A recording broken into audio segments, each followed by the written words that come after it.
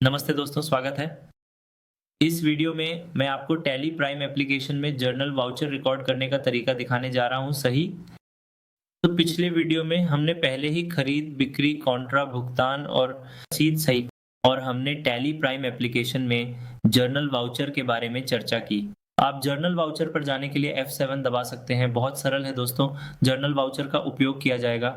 संपत्तियों और समायोजन को रिकॉर्ड करें और साथ ही निपटान जैसे प्रशंसा, मूल्य ह्रास, दी गई छूट, प्राप्त छूट, पूर्व भुगतान और सभी प्रकार के बकाया समायोजन और संपत्तियों को रिकॉर्ड करने के लिए हम जर्नल में उपयोग करते हैं वाउचर। सही। और पहले मैं आपको कुछ समायोजन दिखाऊंगा ताकि हम इसे बैलेंस शीट में देख सकें। मैं बैलेंस शीट जाऊंगा, ALT+F1 दबाऊंगा और हमें श्री काकातिया एंटरप्राइजेज को भुगतान करना है रुपए 18,000। मान लीजिए कि पार्टी स्वीकार कर ली गई है। हमारा भुगतान केवल हमारे 34,000 रुपए के साथ है और पार्टी आपको 18,000 रुपए दे रही है छूट के रूप में।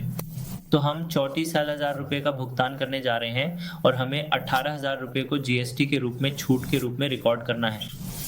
और सामान्यतः जब आप एक सामान्य भुगतान कर रहे होते हैं तो आप बस भुगतान वाउचर रिकॉर्ड पर जा सकते हैं। जैसे नकद काकतिया एंटरप्राइजेज, जब कोई छूट शामिल नहीं होती है तो आप इस साधारण वाउचर को रिकॉर्ड कर सकते हैं। अभी आप पार्टी को भुगतान कर रहे हैं, साथ ही एक छूट को रिकॉर्ड करना आवश्यक है। सही। तो उन विशेष मामलों में आप बस जा सकते हैं F7 जर्नल वाउचर और यहाँ जर्नल वाउचर में आप देख सकते हैं कि सिस्टम बाय प्रदर्शित करने जा रहा है और आप भी F12 दबाकर इसे डेबिट और क्रेडिट में बदल सकते हैं और बस सक्षम करें। क्रेडिट और डेबिट का उपयोग करें। हाँ, और CTRL+A अब सेव करें। डेबिट और क्रेडिट में बदल दिया गया है और यहाँ श्री काकातिया एंटरप्राइजेज को क्रेडिट करें क्योंकि वह एक लेनदार है और हमें भुगतान करना है, इसलिए हम खाते को डेबिट करके क्रेडिट देयता को कम करना। तो श्री काकातिया एंटरप्राइजेज को 18,000 रुपए के लिए डेबिट करें। पूरा खाता निपट जाएगा लेकिन कुल देयता का निपटान किया जाएगा। लेकिन यहाँ मैं पूरा भुगतान नहीं करने जा रहा हूँ। नकद में कितना नकद भुगतान करने जा रहा हूँ? मैं 34,000 रुपए का भुगतान करने जा रहा हूँ और शेष राशि को प्राप्त छूट के नाम पर क्रेडिट किया जाएगा। प्राप्त छूट के अंतर्गत आता है अप्रत्यक्ष आय। हमें प्राप्त हो रही छूट अप्रत्यक्ष आय के अंतर्गत आती है, इसलिए केवल 34,000 रुपए का भुगतान करके श्री काकातिया एंटरप्राइजेज का खाता निपटाया गया है।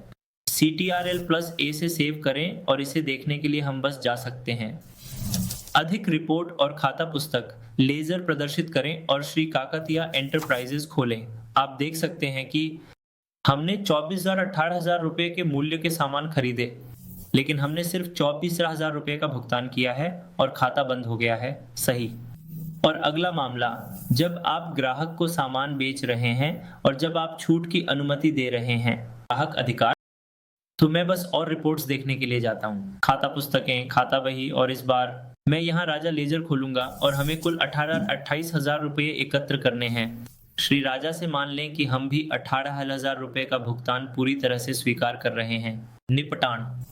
तो उस समय अगर यह एक साधारण भुगतान है तो हम बस नियमित रसीद वाउचर पास कर सकते हैं। राजा को साधारण नकद, लेकिन इस बार यह एक साधारण भुगतान नहीं है, एक भुगतान के साथ एक समायोजन भी है। फिर आपको केवल जर्नल वाउचर पास करना है और यहाँ आप नकद प्राप्त कर रहे हैं। आप नकद प्राप्त कर रहे हैं और यहाँ आप कितनी नकद राशि प्राप्त कर रहे हैं? हम केवल 18,000 रुपए प्राप्त कर रहे हैं और फिर से डेबिट एंटर करें। यहाँ फिर से ALTC मैं यहाँ बना रहा हूँ। अनुमत, इस बार हम अनुमति दे रहे हैं। छूट अप्रत्यक्ष खर्चों के अंतर्गत आती है और इसे स्वीकार करें। और कितनी छूट हमने दी? हमने 28,000 रुपए की अनुमति दी। अब राजा खाता बंद हो गया है। तो इसे रिकॉर्ड करने के बाद इसे खाते के रूप में स्वीकार करें और इसे स्वीकार करें और मैं डिस्प्ले पर जाता हूँ। अधिक रिपोर्ट और खाता पुस्तकें खोलें, खाता बही खोलें और राजा खाता बही खोलें। हाँ, तो अब राजा की देनदारी केवल 18,000 रुपए प्राप्त करके साफ हो गई है। अगले उदाहरण के लिए, आप इस व्यवसाय में कार्यालय का फर्नीचर खरीद रहे हैं। हम मोबाइल व्यवसाय में मोबाइल्स का व्यापार कर रहे हैं। यदि आप एक कंप्यूटर खरीद रहे हैं या यदि आप एक कार्यालय का फर्नीचर खरीद रहे हैं, भूमि खरीदने के लिए, इमारतें या मोटर वाहन, ये उत्पाद आपके कंप्यूटर व्यवसाय में आपकी संपत्तियां बन जाएंगी। यदि आप कंप्यूटर खरीदते हैं, कंप्यूटर एक संपत्ति बन जाता है। लेकिन यहाँ मोबाइल व्यवसाय में यदि आप मोबाइल कुछ और खरीदते हैं तो ये आपकी संपत्ति बन सकता है। इसलिए आपको संपत्तियों और संपत्ति को रिकॉर्ड करने भी जर्नल वाउचर का उपयोग करना होगा।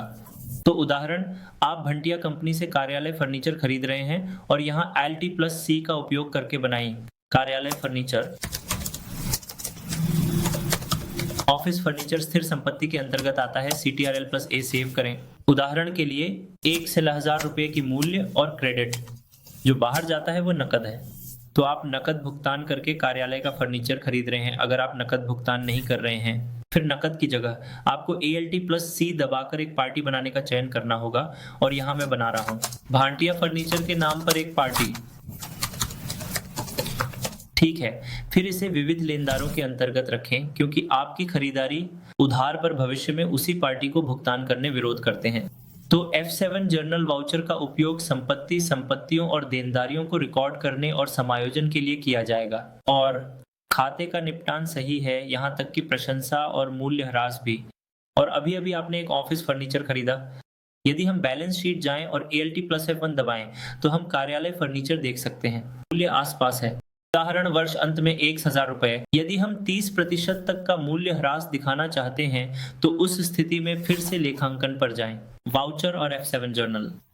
जब आप कार्यालय का फर्नीचर खरीद रहे हैं तो आपने डेबिट किया है, इस बार कार्यालय का फर्नीचर मूल्य बाहर जा रहा है इसीलिए उसे क्रेडिट किया जाएगा। और डेबिट मूल्य ह्रास आपका व्यापार घाटा ALT+C सभी खर्चों और घाटों को डेबिट करें। इसलिए यहाँ मैं मूल्यह्रास खाता बना रहा हूँ। मूल्यह्रास खाता अप्रत्यक्ष खर्चों के अंतर्गत आता है जिसे सभी को डेबिट करना है। खर्चे ALT+C 1000 रुपए पर 30% यानी 30,000 रुपए और इसे ऑफिस फर्नीचर में क्रेडिट किया जाएगा।